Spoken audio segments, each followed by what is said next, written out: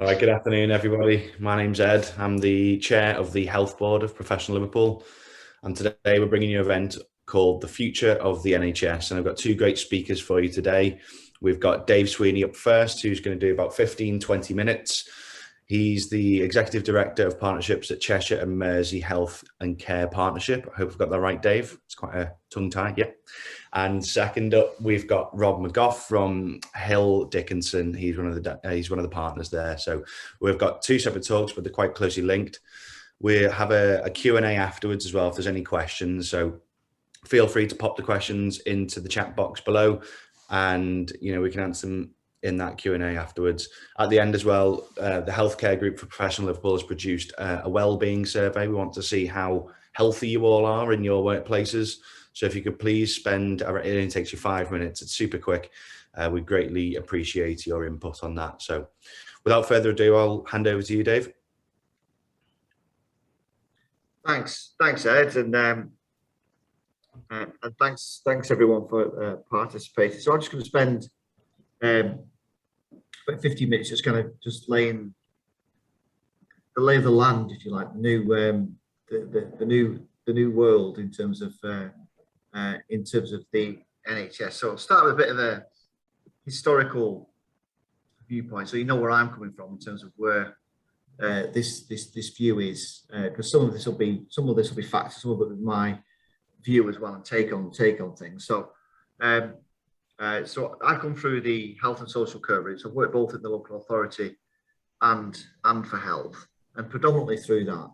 I'm very proud to be one of those individuals who's come through the care route. So I started off, I'm a musician by trade, but quite a crap one. So I didn't earn a great deal of money. So I kind of got in my mid-20s. I thought I need something else to do here. I need a new career. And I was working on building sites and doing all kinds of stuff. And at 26, I got my first job in looking after or supporting people with learning disabilities, which was just great. And I shouldn't have really got the job, if I'm bluntly honest, because I didn't have the qualifications. But in them days, this is not gender specific, but it was fact. There weren't a great deal of men in the job, and it was supporting two guys who needed to be with another fella. So I got that job, and the girl who actually got the job got a better job and didn't get it. So I got phoned by a lady called Bernadette Lightfoot, who's a lifelong friend now. Because she phoned me up and said, "There's something about you, Dave, that I quite like. Don't let me down." So I really didn't have the credentials to do it. And from then on, I worked my way up through, up to the point where I was an ex-chief exec of a clinical commissioning group. The clinical commissioning groups, and by the way, in between that was loads of torture and all kinds of learning and all kinds of political scars, various things I'll go through shortly. So as I joined the primary care trusts, the primary care trusts were organisations that brought together the commissioning arm of health. So we would commission services both from primary care, from secondary services, i.e. hospitals and various other things, and specialist commissioning. Whereas obviously the very high end kind of specialist work would all be commissioned through that. And we had boards and we had all those kind of legislation to work to. And then the Lansley reviews came in, the Lansley reviews through the Conservative government brought in clinical commissioning groups. And so it was CCGs, as they were then, because it was seen that there wasn't enough clinical input into commissioning, which, I have to say, at the time I kind of agree with. There was a much more simpler way of doing it, rather than reviewing and dismantling PCTs, in my view. However, it was, I do agree. So we brought together then clinical commissioning groups. Most of those staff then worked within the clinical commissioning group. And at that time, I went into all my team in the PCT kind of went off and into different areas. So I was kind of flying solo at that point. So I went into Halton Local Authority to work as an to bring integration into Halton, which is where I kind of got that. I've got the kind of the skill set in terms of what's needed in the new world. So in the new world now, following the kind of following the white paper, which I would urge you all to have a look at, the new kind of health reforms, which are again still on the kind of journey going through Parliament, but there's no way that things aren't going to kind of be backtracked now. So the CCGs are now going as well. So the CCGs will now end as in April next year. So what we're going through now is a transition to move all of that yet again into what's called place-based commissioning.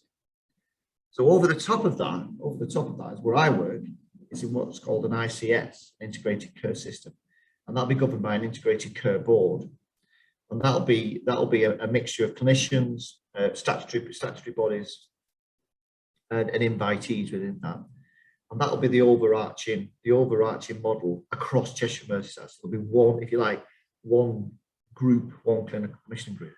Now underneath that, you've got 9 places in Cheshire Merseyside, each with a local authority, each independent with its local authority, and that's the area of more focus. That's where we're going to be focusing our energy in, and it's the primacy of place. So what happens in Knowsley, what happens in Sefton, what happens in Cheshire East is really important to the success of these reforms. But where we come in, and where I certainly come in from in terms of my portfolio, is anything that makes sense to denote scale. So for example, I'm actually leading at the minute on the green agenda, the green NHS. So we've got to do that. We've got to do that at scale. So every organisation, every trust has got to have a green plan. They've got to have an understanding of what it means in terms of their own social value, understanding what more we can do as an organisation to be more in tune with our environment, be what we give back into the communities. So that makes sense to do that at system and get some consistency, and that's the key. That's the key, and this is where I hold on to the opportunity here, because trust me, everyone's tired. We've got reform fatigue on top of COVID, on top of everything that the NHS has been through. It's a very, very difficult place. It's been a really difficult place to work. The demands have been super huge. I think if you read the news, I think Boris et al. Wants everyone to think that it's gone away, COVID, off you pop, go to your festivals, do what you want to do, but it really hasn't. It really hasn't. And you only have to walk into any of our hospitals in Cheshire Merseyside to see that it hasn't gone away. And there are different categories of people that are coming in all the time. But they, again, with the affecting those people that are most vulnerable, the most vulnerable who get sick, and it's the most vulnerable who end up in our hospital. It's not, obviously there's slight variance in that, but predominantly that's what's happening. So it is a really tough, it's a tough time to be transitioning into something else. Come to pick the worst time, if we're honest.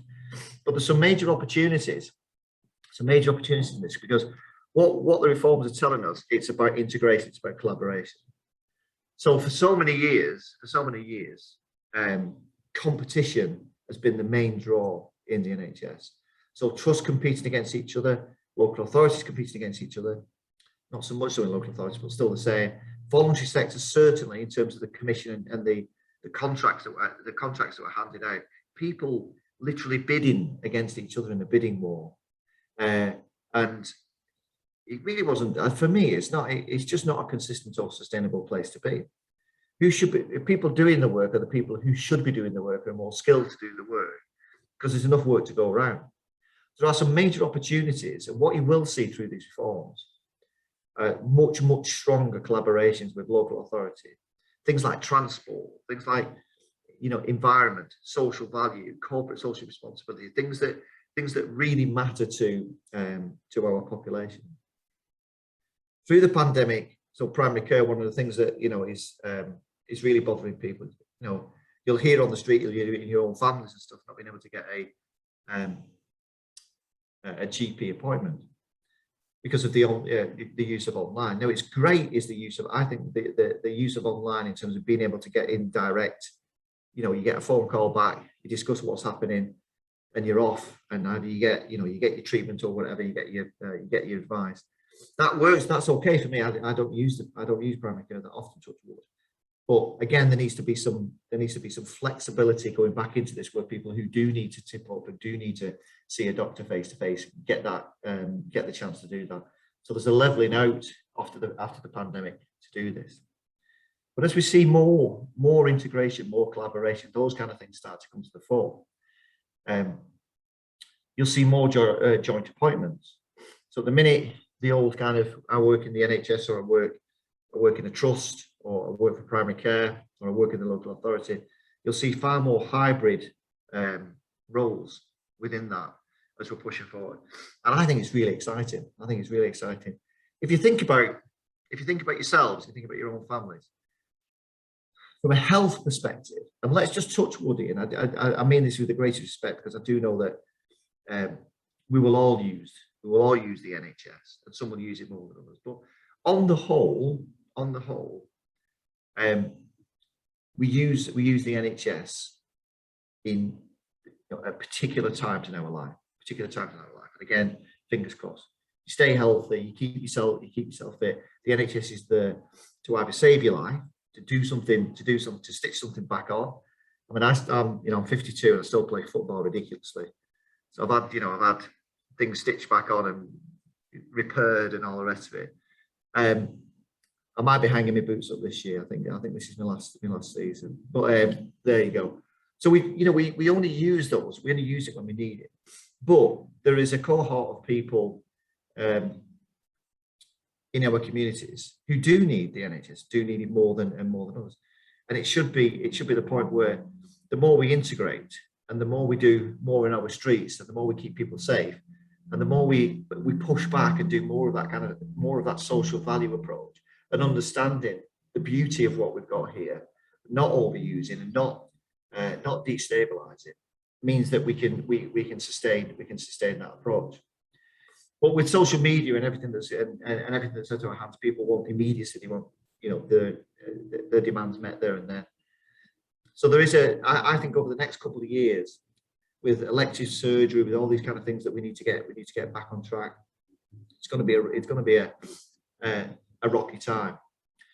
So thinking about that integration, thinking about the new world, if you like, wherever you are, wherever your connections is with health and social care, I urge you to think about what are the opportunities if we work close together. Who will I connect with this week, tomorrow, today, next week, that's going to make my work easier, and the connections that they may be completely and utterly beyond what you've done before. So, for example, this afternoon I'm on a call with what's called fire starters. These are a strong.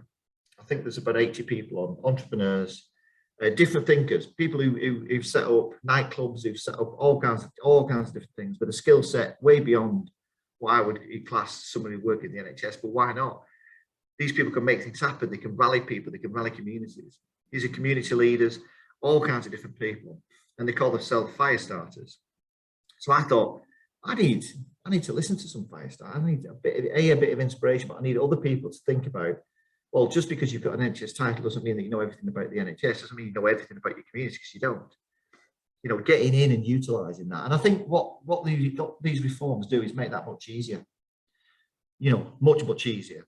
And I'd be really happy, whoever's on this call, I will guarantee that it's a Sweeney guarantee, there'll be some connection. Wherever as wild it is, there will be a connection. And I will know someone who I can connect you with, that something only good will come of it. That's my kind of mantra. That's my strapline on the email.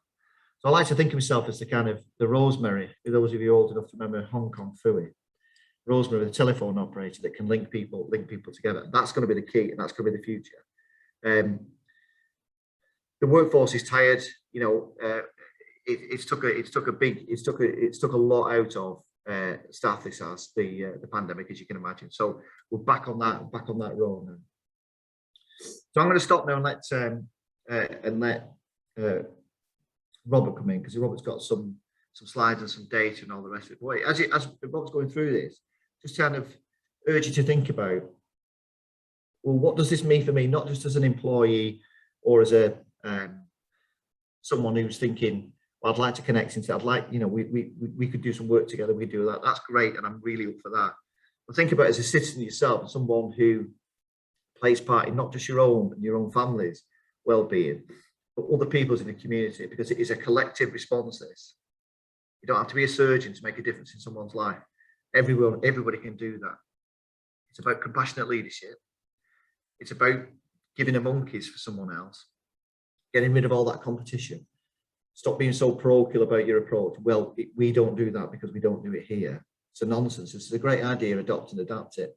And that's the kind of thing that will sustain ourselves. And that's the kind of thing that we're trying to do through these reforms. So it's exciting times. It's tough. Transitional year is going to be tough, but you've got to stay positive. And I think it's going to be an exciting period. So Ed, I'm going to stop there if that's okay.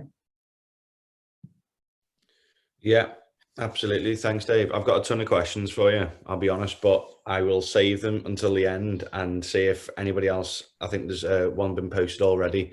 So we'll save them to the end and get back to you. So thank you for that, Dave, and over to you, Rob. Cheers, Dave. Thank you very much indeed for that. Tough one to follow. In comparison to Dave obviously has come through the care sector and working within the NHS. I work for the NHS. My clients are healthcare clients. So over the last couple of decades, I've been working in the healthcare sector for a variety of different organisations.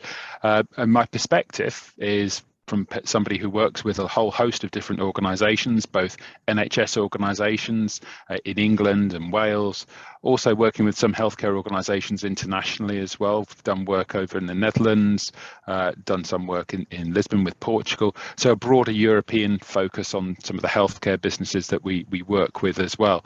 And also having done some work and looked at conversations with organisations over in America in terms of how they've developed their healthcare system.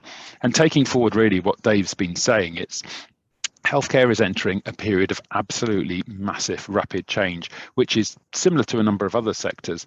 But given everything that's gone on over the last couple of years, healthcare is absolutely being seen as a priority, and there's a lot more importance, funding, resource being now ploughed into healthcare, not just within the NHS and not just with the announcements that you've seen over the last couple of weeks, but also internationally, globally, in terms of how we deal with healthcare moving forward. So some of this is in things, interesting new scientific things such as longevity, how people, the science of people living longer and living longer with more, with better health, new technologies and discoveries, innovative combinations, things such as the vaccines. The development of the vaccines, obviously for COVID, were phenomenal in terms of the timescale, but that technology is there, the genomic technology is there, is going to become more and more into focus. And obviously from an NHS perspective, all of this fantastic new technology then is going to be demanded by us as the users of healthcare in terms of our treatments. Because if we can see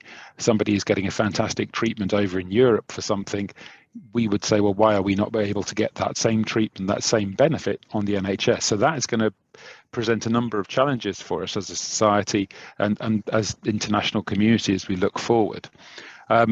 There's also, interestingly, I think you can see increasingly more involvement from organisations such as Amazon and Google and others who are very, very interested in healthcare and the dynamics of healthcare, whether it be through data, through delivery, through logistics, through pharmaceuticals.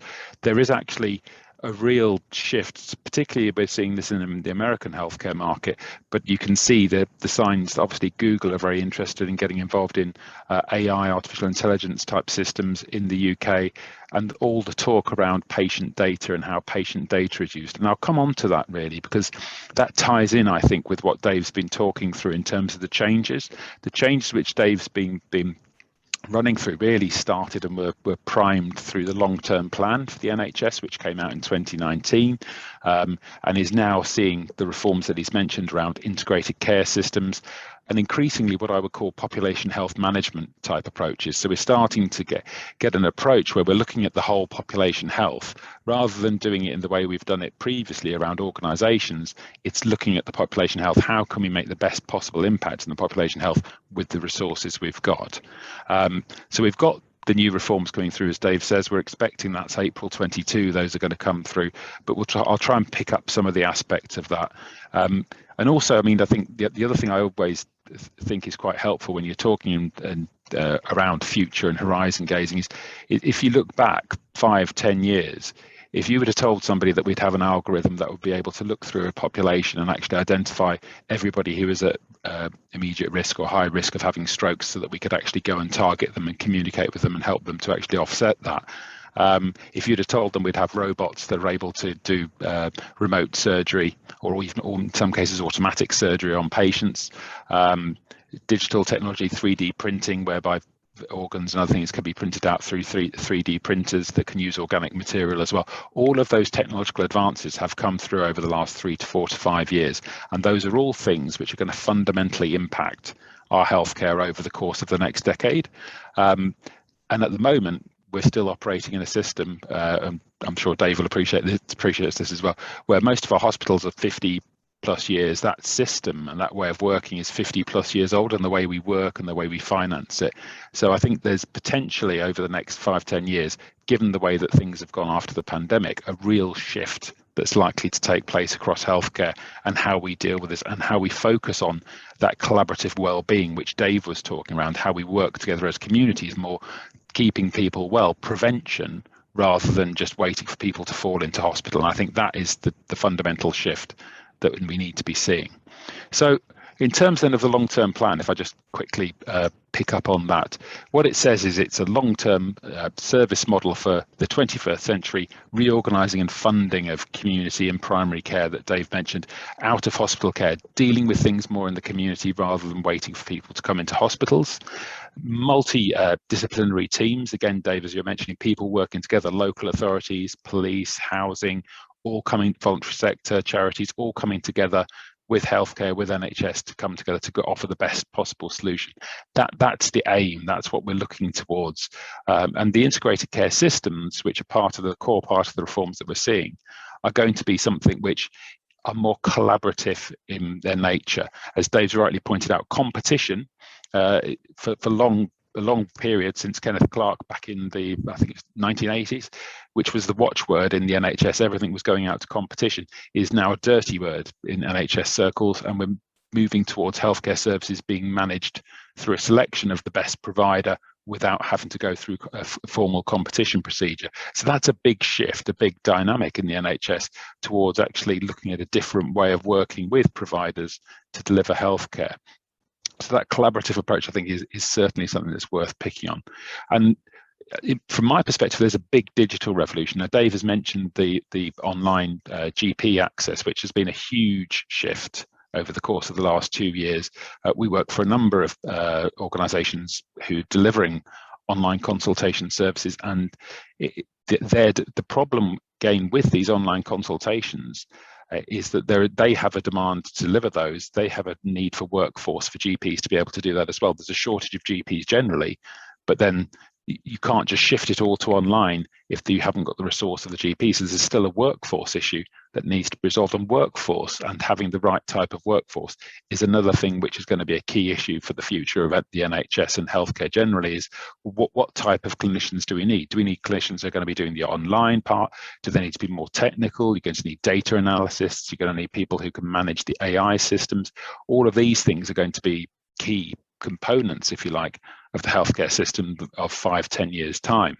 There's a vision under the long-term plan of support for all patients by remote monitoring, wearable technologies. All of us, we've got mobile phones, you've got watches which will be recording data, heart rate data, activity data. All of that data, all of that information potentially can be used as part of monitoring, can be used to assess people who are at risk of an incident, people who've got particular issues.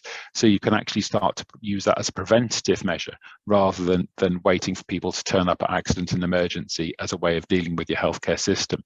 So that all of those parts are envisaged as becoming more and more important for your healthcare over the course of the next 5 to 10 years.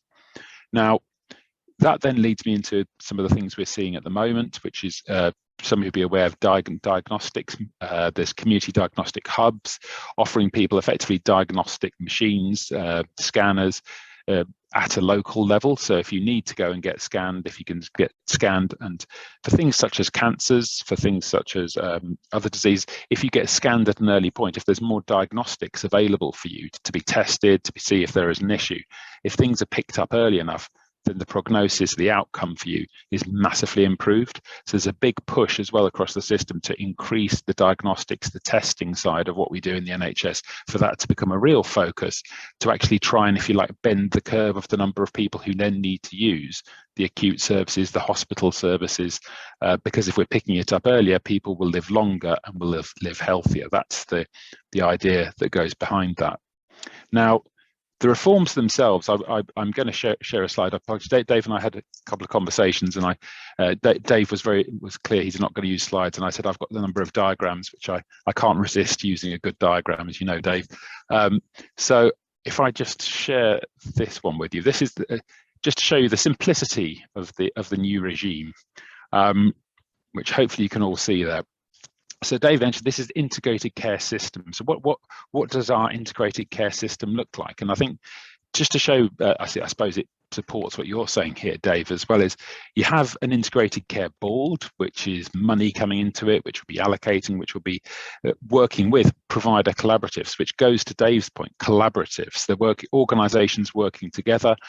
They then are delivering a plan which has been set centrally. Now, that plan by the Integrated Care Board is informed by what's called an Integrated Care Partnership, which is formed of, it's a committee, joint committee formed of the NHS and local authorities and other local stakeholders. So that's where your housing associations, that's where your voluntary sector, a whole host of other local stakeholders should be informing what that local plan looks like.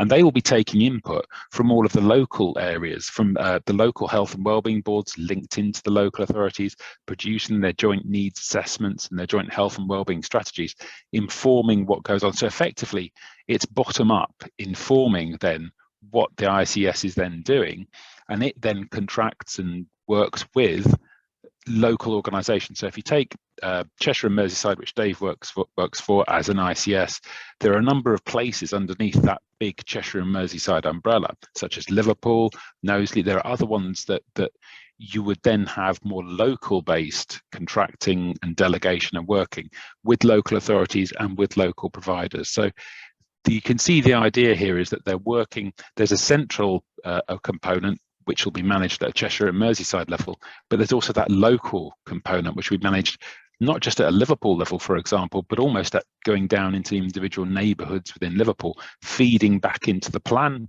that goes through Liverpool, and that then helps to inform the strategy for the whole integrated care system. So there's a desire, if you like to actually make a more collaborative system which joins together and plans as one for health and well-being, rather than just planning the use of health resources. So that, I think, as you're saying, Dave, I think the opportunity with these reforms is to move in a different way in terms of how we look at this, how we adopt a proper strategy that actually allows us to take forward a well-being aspect to this, rather than just being the National Illness Service, which it has fallen upon a number of times. Now, to take it to my primary interest in a lot of this is obviously the contractual, financial, legal side of it. So apologies for that. But it does then come into how do we actually ensure the system starts working this way, and what will that mean for people who work with healthcare and work with the NHS? Now, a lot of the way that the NHS has worked in the past has been through contracting for activity. So we will pay for, what we need is blood tests. We need all of these blood tests. We'll pay for the resource. We'll pay for 3 nurses to do the diabetic checks. And actually, you pay based on the actual activity and what's happening. What we're starting to see a push towards and a move towards is looking to try and measure and work around outcomes. So the things that are actually coming out of that process, rather than paying for the inputs that are needed to get there. Now, the intention around that is there's a number of areas where you would say we're paying for inputs and we're focused on inputs, and the inputs are great, but we're getting appallingly bad outcomes for the patients, which are not what the patients and the population wants. And one of the most stark examples I had was really around diabetes, around management of diabetes, and a pathway in a part of East Riding, where effectively they had a local hospital that had very good performance ratings. They carried out lots of operations for amputations for patients who had diabetic complications. And eventually the commissioners, Dave has mentioned CCG, so I'll name check them again, said, well, actually, that's whilst they're doing a really good job, and that's great. And so pumping more money into that is it would normally be a good thing. We need to look beyond this, because actually, if somebody's having to have an amputation of a foot, there's massive mental health issues, family issues, working issues that come up for that person. And why have they got to the complication point where they actually needed that intervention, that acute intervention? Shouldn't we be looking back and incentivizing the system to have a better monitoring system? There are other areas of the country where they had an amputation rate of virtually zero.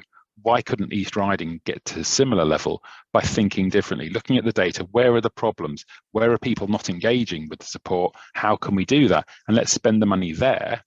And actually, you end up spending a lot less money trying to spend it there, rather than just spending it on building a bigger service for when people fall ill. And that, if you like, illustrates you've got to think differently around healthcare, rather than just carrying on to look at the current resource, the buildings that you've got. It's, well, how do we do this differently to get to a better outcome, so the patient's outcome is they're healthier, their diabetes is managed, and they don't need to go into hospital. And that's actually better for the patient and for the NHS and for the taxpayer. So that, if you like, is the direction we're seeing a lot more of. And tied into that, I will share another slide now just to show you, is the data, because getting more of this data so that we can see, so that we can assess, so you can see where the issues are and analyze it and then decide where to make the interventions, is critical to this way of thinking. Now, if you start thinking that way, that's what people have started to call population health management. I've got a brief slide. Dave will probably tell you it's an incredibly busy or over busy slide, but just setting out what population health is, just breaking it down. It's an approach improving the health of the entire population. So just taking it as a whole, physical, mental health outcomes and well-being of people, reducing inequalities across that population as well, because health inequalities is becoming a huge issue. Well, it's been a huge issue for a number of years. It's got worse under the pandemic. People who are worse off and who are having worse health outcomes with the same condition as somebody who lives in a different area, there's a massive variation in terms of the quality of the outcome for those patients, which the system really has to start addressing. Now that moves us then to, well, what then is population health management? We then improve the population health through data-driven planning, delivery of proactive care, where we're going to actually achieve the maximum impact. So you can segment the population, stratify, and model the impact to identify the people who are at risk. I'm working with an organisation at the moment who produce medical devices, who've developed an algorithm around identifying people at high risk of stroke, which when they run it through the data sets, they can immediately identify people who are at very high risk and are most likely to have a stroke in the next 1 to 2 years. And they've never then got a program of engaging with them to try and help them minimize and mitigate that risk. And that's the type of area where you're getting into a population health management approach to try and tackle those issues and actually take us away from a more traditional approach. Now, to illustrate what I mean as well by the inputs and outcomes, and what we're really seeing more of a focus on is the inputs, obviously staff training, the buildings, the processes, blood pressures, checks. The outputs of that, you get the scan results. What the focus has been previously has been very much on the left-hand side of this slide, those inputs. That's what we've paid for. And if you pay people for it, and if that's what you measure, then that's what you'll get. People will focus on that side.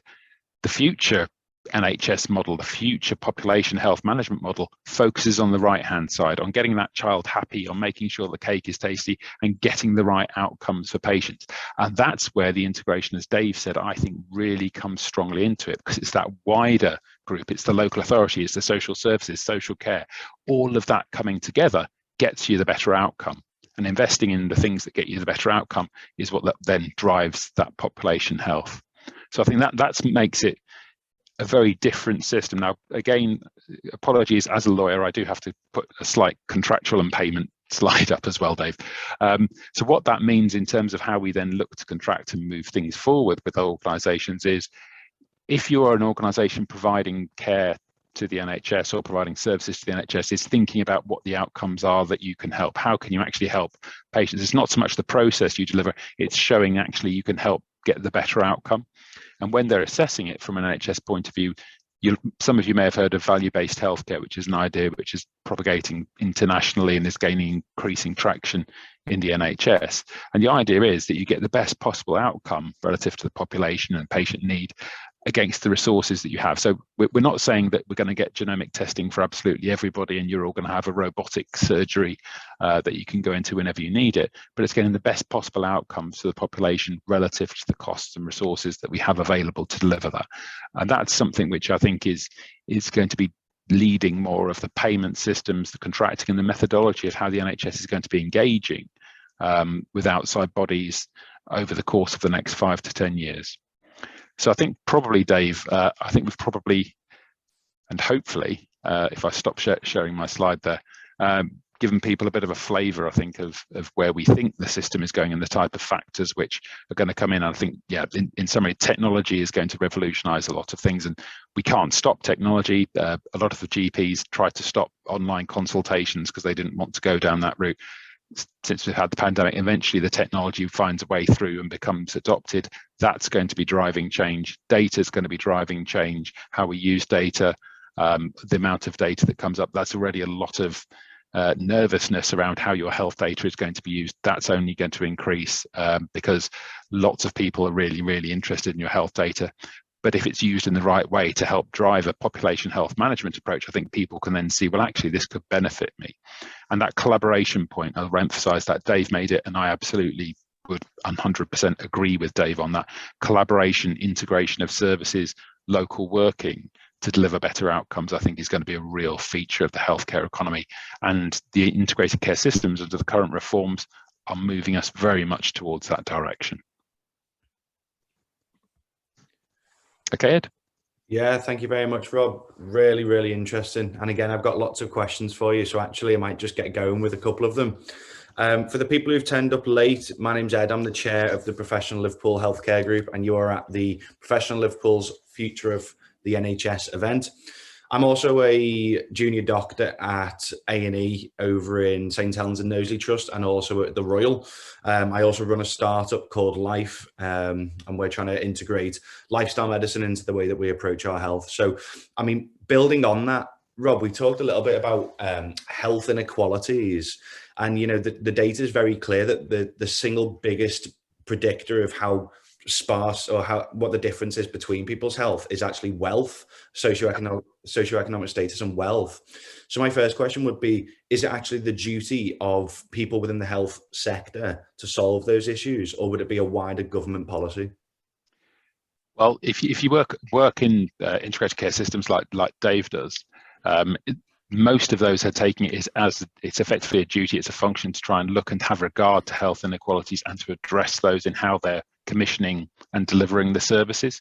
So I think wider government policy and obviously levelling up is an idea more nationally, but it's actually, even when you look at smaller local areas, if you go across Liverpool, you'll see a wide health inequalities right the way across the city. Certain areas of the city, you would have a much higher life expectancy and a chance of better outcomes from care you receive. So I think that there's something in terms of how people access healthcare and ensuring that it is genuinely open to all and that they're all getting the same service. And there's something also, I suppose, in terms of the wider factors which comes into social care, housing. If somebody's living in a very nice affluent area and when they get taken, when they leave hospital, they go back there, they're fine. If somebody's living in very poor housing accommodation where there may be damp and other issues, that then they may be likely to get other infections and to be falling back into hospital straight away after. So there are some huge social and economic issues that we need to address. I've just got a coffee as well, that's nice. There are some huge issues we need to address which are beyond merely the NHS dealing with it. I think there's a wider, this is where I like the current reforms, because I think it's the wider combination of all of these different agencies and people coming together to find the solutions to try and address some of those issues around inequalities. The government policy ultimately will have to help it, but I think there's a lot that can be done on a local level, and ICS is part of the solution, certainly. Yeah, fully agree. And I think that the problem gets a bit more complex when you consider universal basic income, and just throwing cash at situation doesn't actually necessarily help the problem, because people have more needs than just, oh, I've got some cash. You know, there's a lot of psychological needs, spiritual needs, and I know it can get quite philosophical, but actually, you know, we've got to give these people a purpose in life as well. But I think, you know, behind the scenes, you touched on this a little bit, and this is kind of opens the floor between yourself, Rob, and Dave. Behind the scenes, what we see is that even within a given area, so let's take Liverpool City region as an area of England, you would like to think that all of the healthcare providers that you have, I know GDPR aside here, because we should translate health data confidentially. But you would like to think that if you accessed a health service at your GP, and then if you accessed an A&E, or any different route that you've had into the NHS, you'd like to think that that data would be transferred across, so that clinicians, day to day, we spend at least 30-40% of our time wasted trying to find information. So what can be done across, I suppose, the nation, but more locally might be more relevant? What can we do to share data between trusts? And is there any kind of push to actually ensure that different trusts are on the same kind of technology, the same kind of IT? Because it's a bit of a nightmare. You can sort that, Ed. They'll be making statues of you currently. They'll be kind of chipping away and putting a statue of you in front of the town hall. It's so I mean, going back on your first question, from a deprivation perspective, the people that tip up in your A&E, and you'll know where they're from, and you'll the usual suspects and all the rest of it. It's massive. It's massive, that area, and from a health inequalities perspective, there is some sense and sensibility coming to it now. So I'm kind of lobbying from a socio-economic perspective on the living wage. So the living wage should be right across the system now, full stop, in terms of right in from the NHS, local authority, contractors, everybody, to get a few bob in people's pockets. But as you quite rightly said, to give some hope and aspiration for some, what you're getting up to do in the morning. What is it? What drives you to kind of get up and gives you that kind of inspiration? Have you got enough money? Very important things that are overlooked. Enough money to kind of take your family on holiday, go and have a break. These are fundamental human needs that for a lot of people are just too far away. So I totally agree with that, and it is a constant battle. Now, from a data perspective, the good thing, and there are a few things that's come from the pandemic, and this is one of them. So it's really driving the agenda now in terms of what stood out a country mile as we were going through this was your point exact. So someone would tip up with COVID and then wouldn't know we've got, so that wasn't transferable to another organisation. The word interoperability.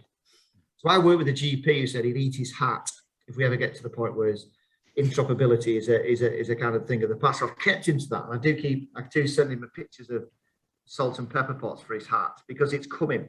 It's coming. The good thing is, it's coming. There are a multitude of different services and data points and EMIS and all kinds of different stuff.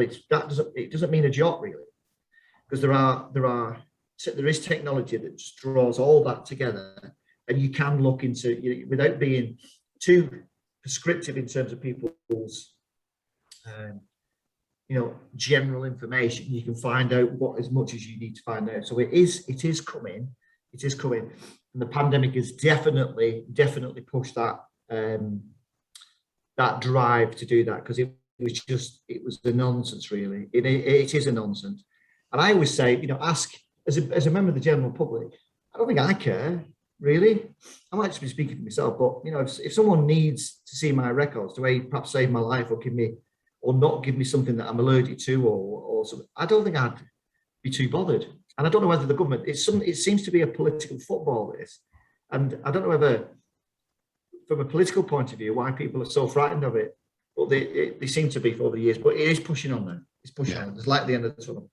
I think sorry, Rob, go on. I was just going to say, I think agreeing with what Dave said, I think from a positive perspective, having done work on some international systems, the NHS records an awful lot of data. We have very, very good data, but at the point Dave made, interoperability, you can't often see it. So you're getting great, amazing data at primary care, which most other countries across the world would absolutely pay for, and because they just don't get that level of data. It's how we use it. It's how we actually allow people to have access to it. and it's shared across the whole system. And integrated care systems, one of the things they will be more able to do is look at that wider system data. So we've started to see some areas doing that. We had the Leeds care record as an example. All the organisations in Leeds all agreed, signed up to the care record. They can all access it. So the point you made, Ed, if I go and see my GP, if I then walk into A&E, if I walk into local community care centre, they will have access potentially to my data, that they will be able to follow me through the system through one care record. Now that's the type of thing which we need to get further and wider.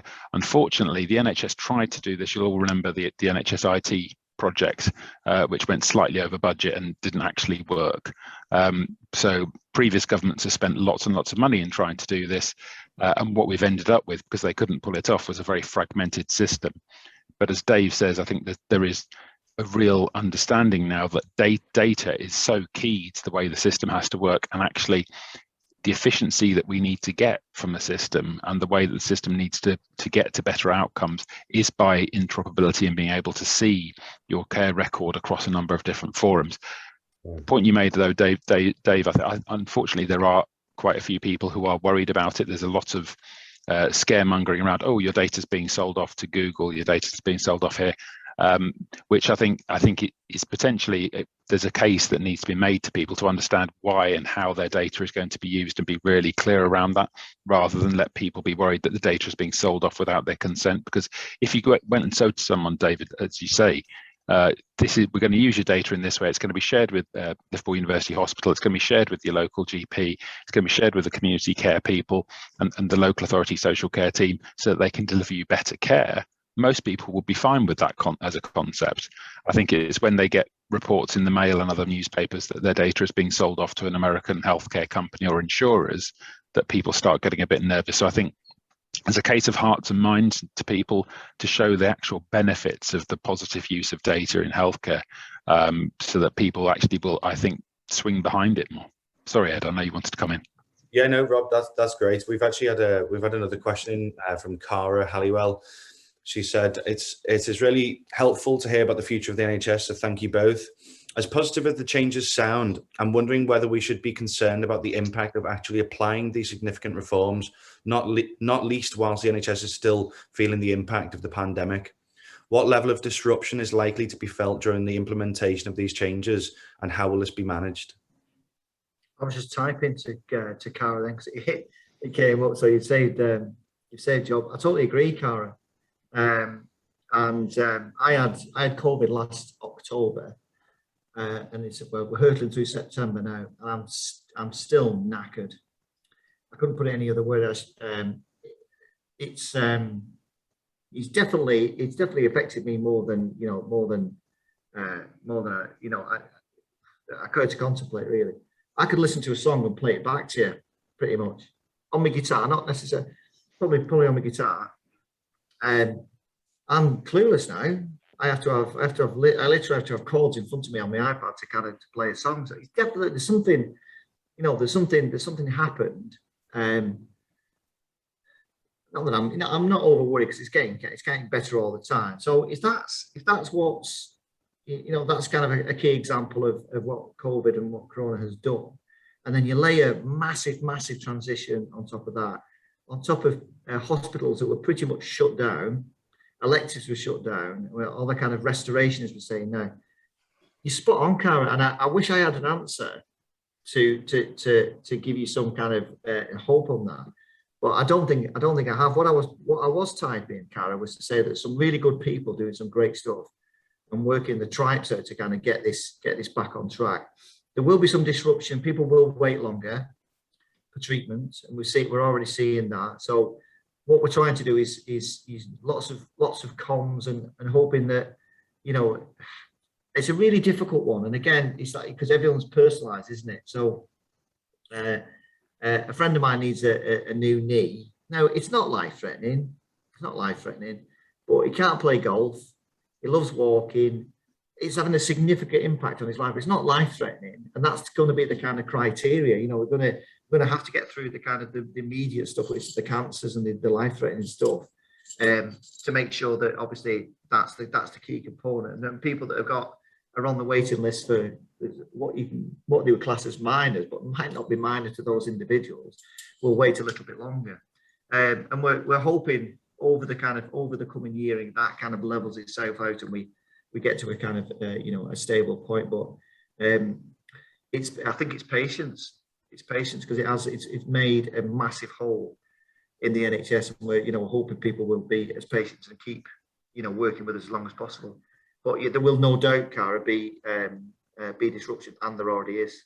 Yeah, I would like to come in on that as well. I think, Cara, just to offer you some reassurance, as people within the healthcare sector, things are changing at such a rapid rate anyway. COVID's kind of put us in the limelight anyway for the past couple of years, but you've got to remember, we're always trying to firefight as many problems as we can all of the time. And it's like, now that COVID isn't in the news as much, people it's in the back of their minds again. People aren't that bothered about healthcare, or they're not thinking about it as much, and understandably. But we're always subject to new guidance. There's something called the National Institute for Clinical Excellence. They're updating their guidelines every single day for almost every single disease. And as clinicians, as people who work in healthcare, we have to change our practice on a daily basis. And, with that comes disruption, of course. It's like, well, there's new chaos every single day. How do you keep up to date? But, that's literally what we're trained to do. We are trained to deal with the chaos and try and get yourself through that minefield of medical legal problems, working out the diagnosis, what's the new management structures. We literally, that is what most of our training is, to be honest. I've always said this: anybody can be a doctor, you've just got to be able to read very quickly. So hopefully that offers you some kind of reassurance. I think just to support that as well, Ed, I mean, from the point of view of the implementation of this, and we're doing a lot of work on the legal side of the implementation of this, a lot of the reforms that are coming through are things the NHS has been asking to see happen for quite some time, and will help.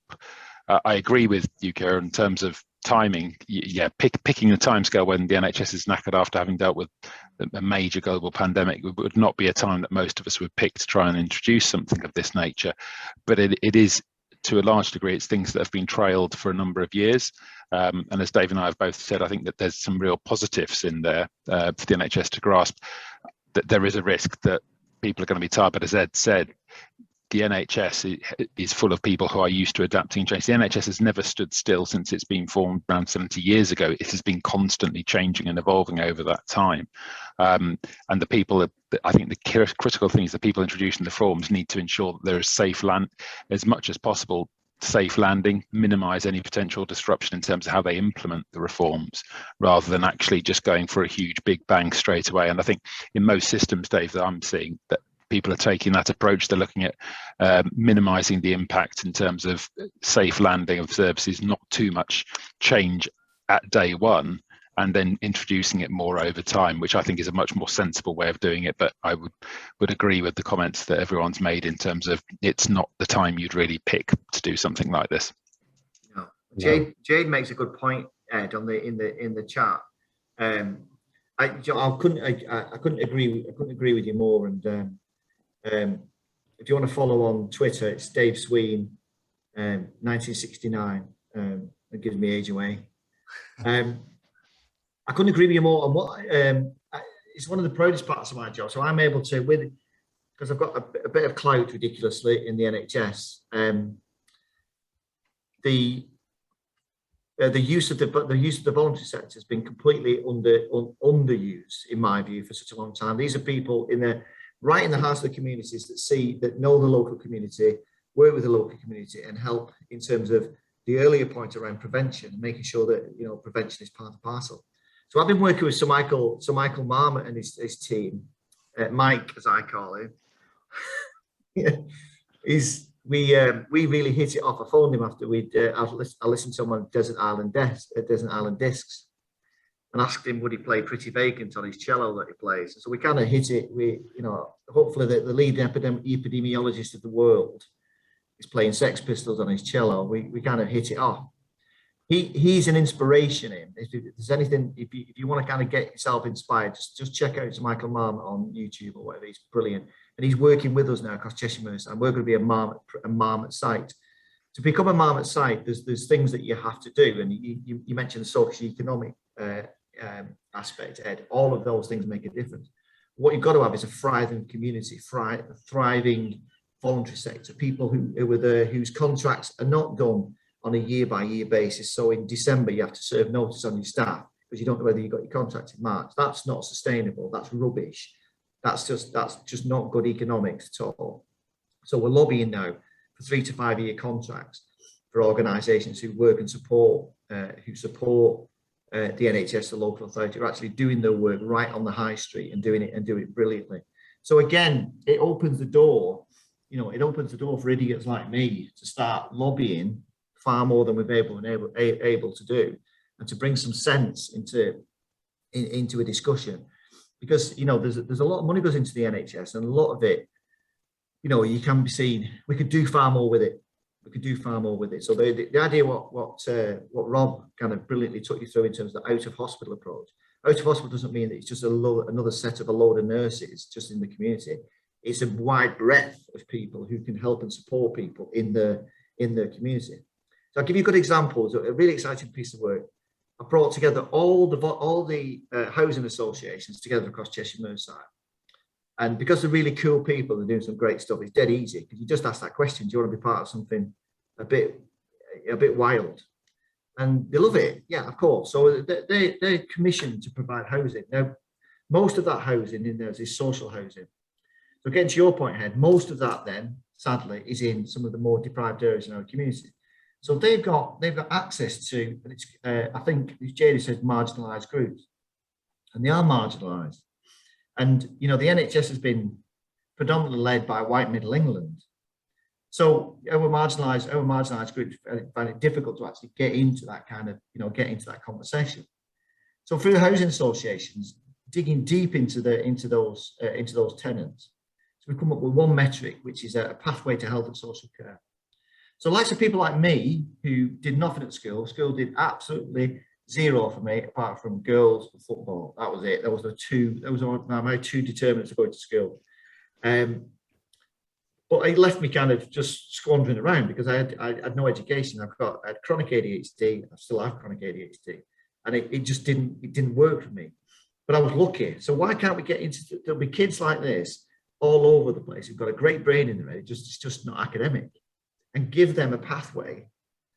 Offer a pathway through community working and through social prescribing and through link workers into health and social care. We've got gaps all over the place, and I know in these communities there are some brilliant people who can put their minds to anything, who can get on with people, fully know the community, all the aspects that you need to be a great individual, someone who can help.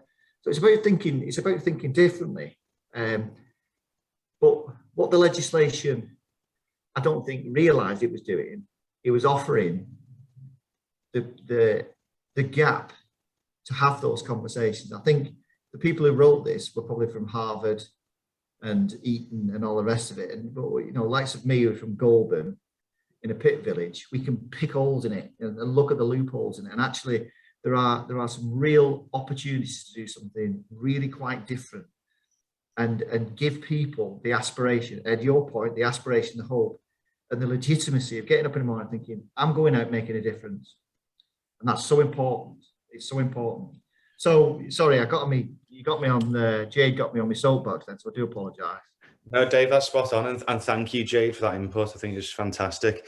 I'm just quite conscious of time now. We've coming up to 1 o'clock. We're on the hour. So I'd just like to say thank you very much for everyone attending today. And, we've discussed many great points, a lot around what I can see as things coming back to grassroots approach, educating people from a young age, and a much greater push towards lifestyle and preventative medicine, and also the changes of the integrated care system will bring, and some of the new innovations coming out. So thank you all. Thanks to Rob and Dave for coming today, and thanks for everyone attending.